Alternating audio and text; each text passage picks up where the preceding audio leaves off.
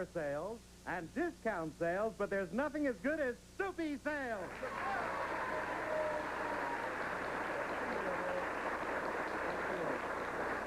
Well, thank you, and thank you, Chet Gold. Well, here she is, the toast of the ABC Eyewitness News, Melba Tollett.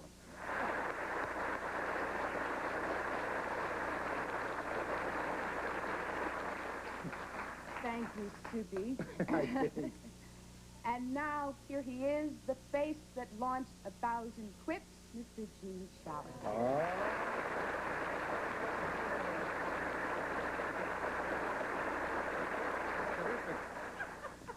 And now, my favorite look-alike, Miss Arlene Francis.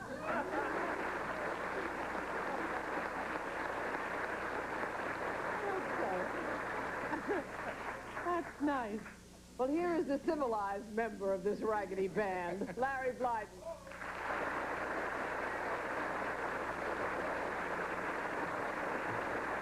Well, good day, everyone.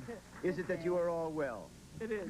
What we have today is a fantastic show, and you're going to be bewildered and baffled, and with any luck at all, we will stump you. I'll be the judge of that. And we will start right away with our first challenger. Would you enter and sign in, please?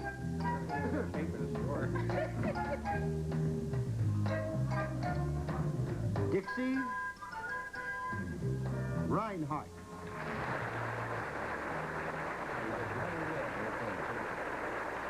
Where are you from? Dover, Delaware. Okay. You might loosely describe Dixie Reinhardt panel as being in the field of housing. We will now show the audience with what product he is involved.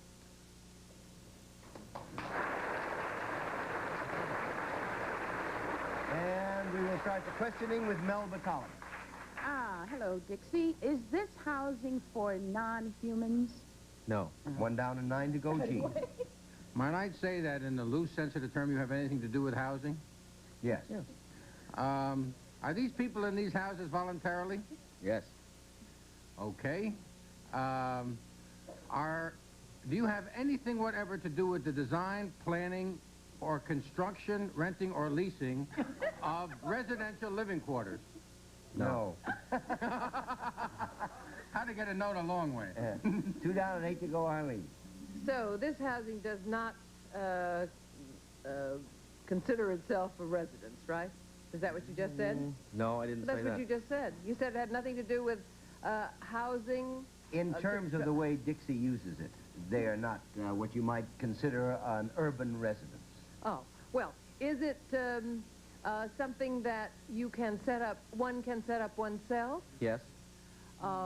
Is it, therefore, something that is prefabricated in a way, like a tent might be? Yes, you could say that. Is it indeed made of, would it be for campers, for people that go out on trips? Can they quickly launch themselves into one of these things? Yes. Is it indeed a form of tent? Yes. A form of tent? Tentet. A tentet. Is it, does it have more than one room? No. 3 down and 7 to go, Soupy. Well, is it like what Arnie says, for campers, they would, like, use this to a great advantage, right? Yes. Is it one of those plastic domes that, for the all-weather purpose, you can be outside and see them go by with the hunting and thing, and I just keep talking, and 4 down and 6 to go, Melba. Well, what are we supposed to guess now? What the housing is made of? Well, Arlene has established that it's in the tent family. Now, you have to tell us what it is. A baby tent. A baby tent? That it's in the tent family. But it's not a tent, right? oh, I know what it is. It's not your turn. I know it. Melba, It's you in want the to pass? tent- It's in the tent 1 minute. family. Is it made out of something like a canvas or the usual tent material? Yes. Is there something unusual about the size of this tent? I'd say so, yes. The tent is portable. Right? Yes. Is the tent put together in another way, like inflated in some kind of way? Nope. Nope. 5 down, 5 to go, Gene. Is there room for more than one person to sleep comfortably in this thing? Yes. Is one of the things we're looking for the unusual size of this? Could be, yes. Yeah. Well, you're looking for the name of the tent. I mean, is a special kind of tent we're looking for? Mm-hmm. Yes. Special kind of tent, eh? Big tent.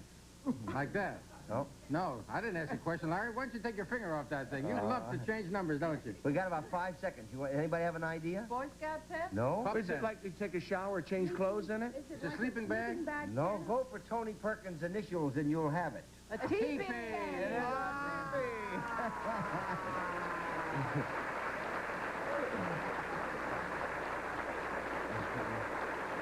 Dixie Reinhardt is president of Morning Star, makers of authentic Cheyenne teepees. How'd you get involved in that, Dixie? Well, many years ago, my wife and I developed an appreciation and awareness for American Indian culture, and we lived with the Indians and got interested in their crafts and culture, and teepee is one of their most beautiful things. And we started making teepees for people. What kind do you make? Cheyenne teepees. Well, now, is there anything specific about them that's different from any other kind of teepee? Oh, yes, the Cheyenne, their particular version of a teepee. Every tribe has a different version. The Sioux look a little different, the Blackfoot, the Crow. The Cheyenne have a very beautiful, they were like the masters at teepee making. Because they're beautiful, well, you maybe How we'll much see are that. your teepees? $235. Is that in wampum or in regular money? That's regular money. What's the size of them? How big are they across? What's the diameter? The one is 16 feet in diameter. Let's go look at one. We have one upstage. Lloyd, could you open the curtain, please? Terrific.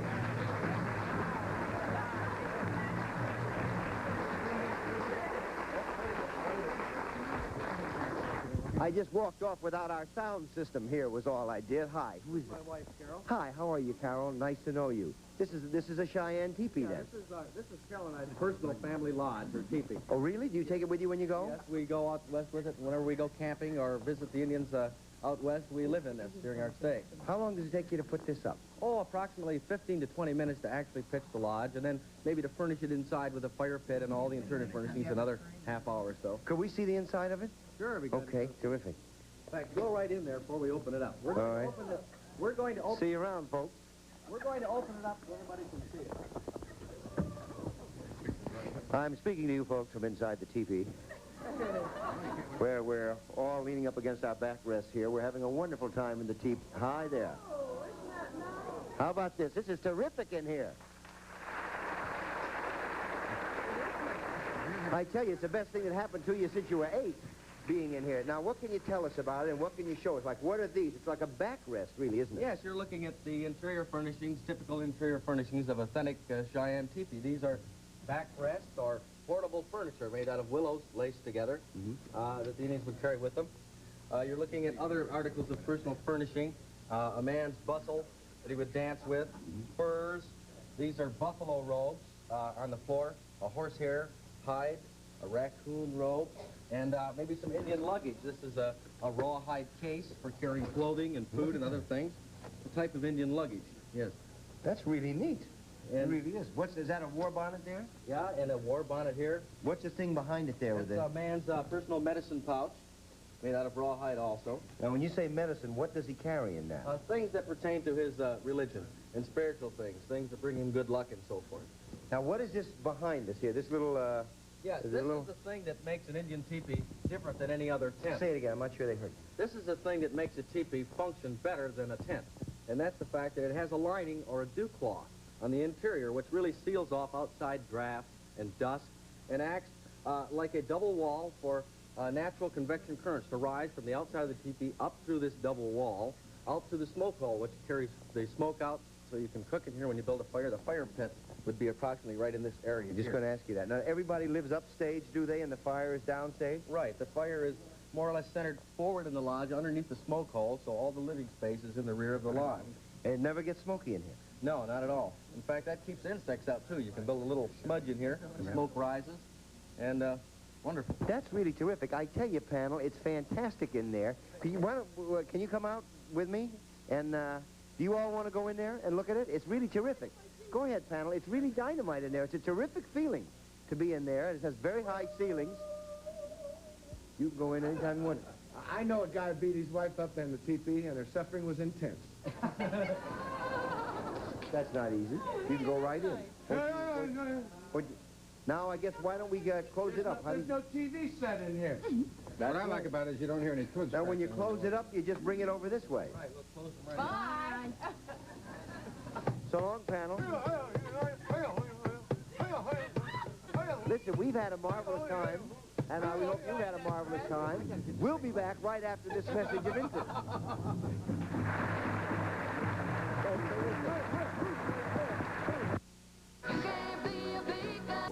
Yet Soupy said, what do you do when it rains in that teepee? Those two flaps fold over like your coat, like that, and it keeps the rain out. It's really extraordinary. And the other things work like wind vanes. It's really a fascinating piece of construction. Okay, would our next challenger enter and sign in, please?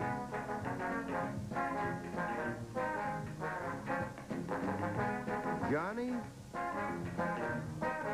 Barnett. How are you, Barnett? Where are you from? Bethany, Connecticut. All right. Panel, Johnny Barnett has just been appointed to a new post at Yale University. We will now show the audience what her new job is.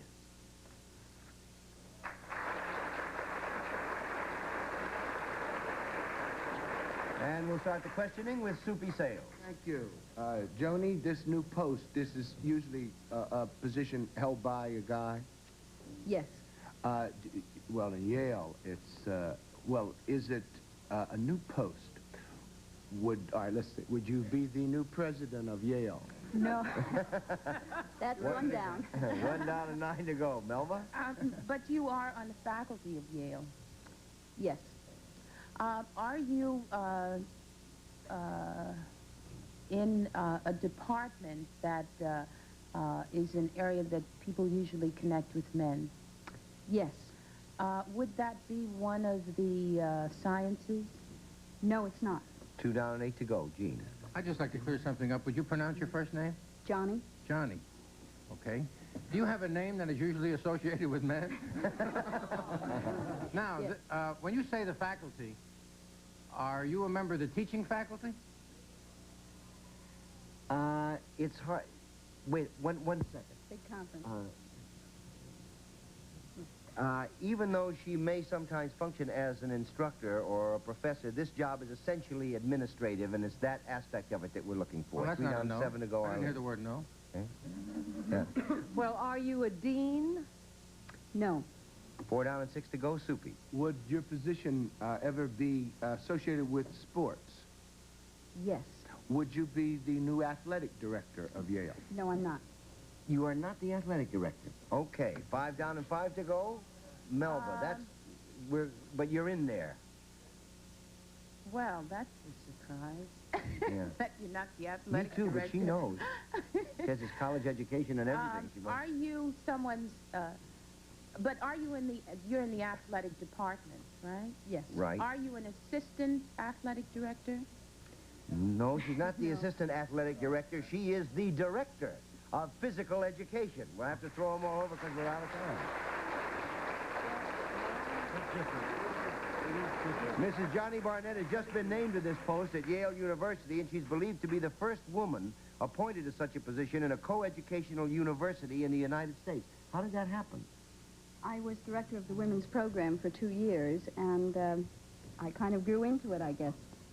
That's a fascinating thing to have happened.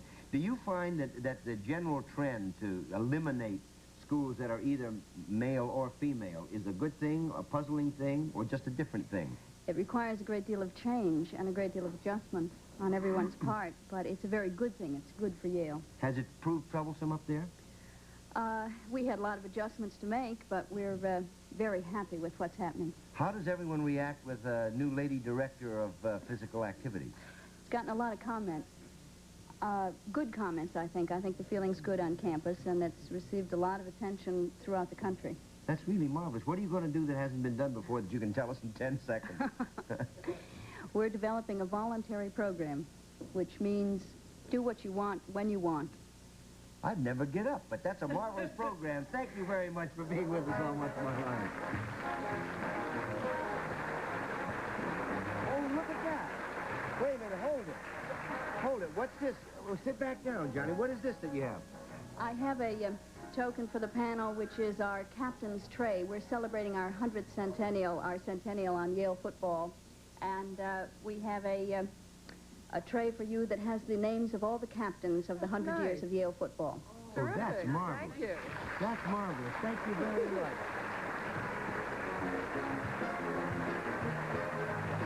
We'll be back with our mystery guest right after this message. I found a better way to ultra. Special feature of What's My Line, the appearance of our mystery guest. Remember, panel, one guess that's wrong, and out you go. Are your blindfolds all in place? Then would our mystery guest enter and sign in, please?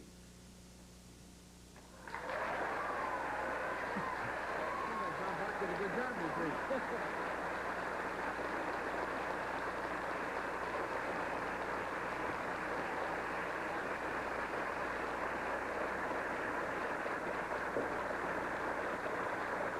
All right, panel, we'll go one question at a time. You have about 2 minutes, and we'll start with Gene Shalit. Hi, mystery guest. Hi, Jane. Hi, Gene. That's good.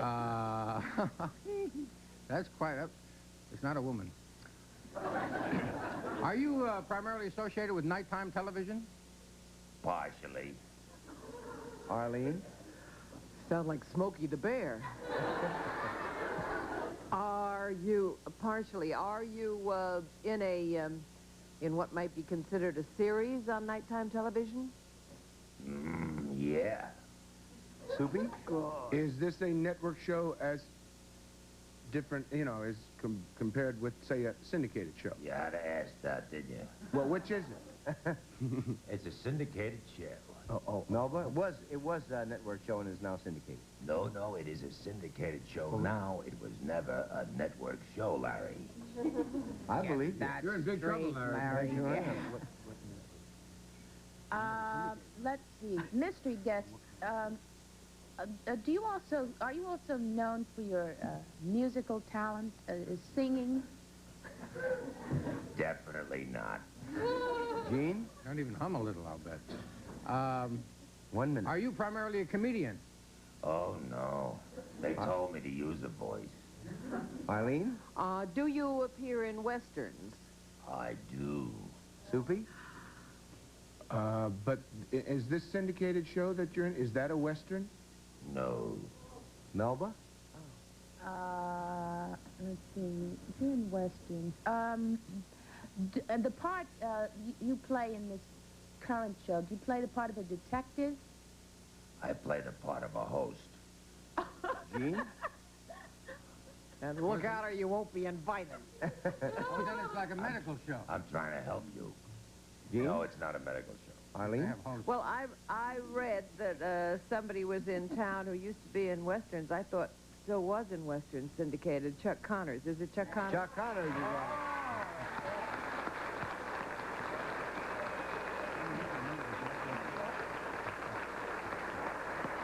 Hi, Gene.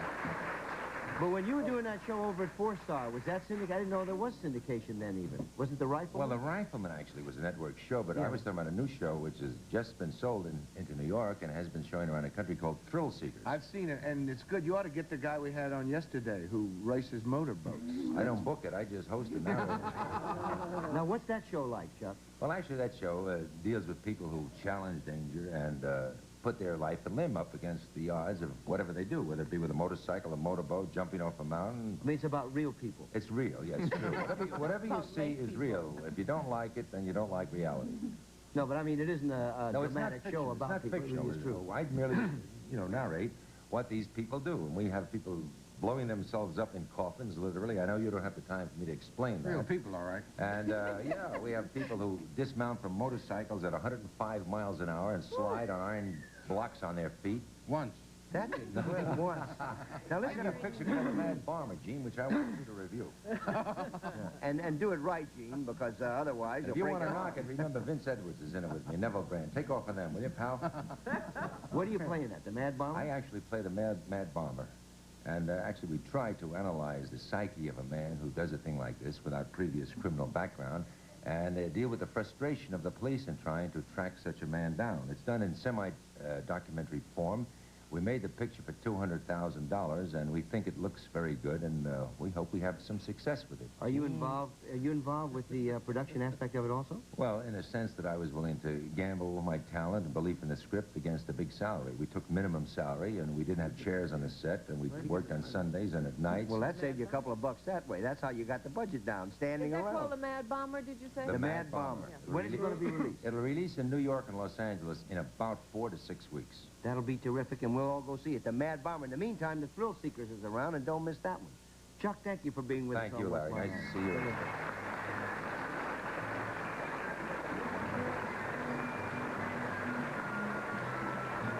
We'll be back with more of What's My Line right after this message.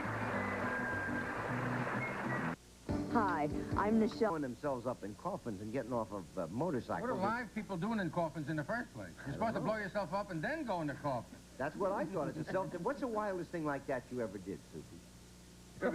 Oh, I flew in a movie I did called Birds Do It with piano wires from a helicopter. Did you? Yeah. Was that fun? They put me away in a home. It was scary. It broke a couple times, but I fell in the water. Yeah, it's with. But That's I wouldn't wild. do Listen, what those guys do. Do something interesting until tomorrow. We'll see you around. Bye.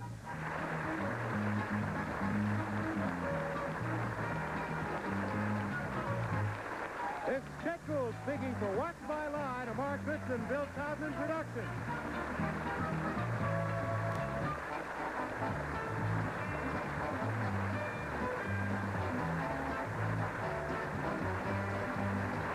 This program was recorded. Now, stay tuned for Bob Eubanks and those unpredictable newlyweds on the Newlywed Game here on Game Show Network.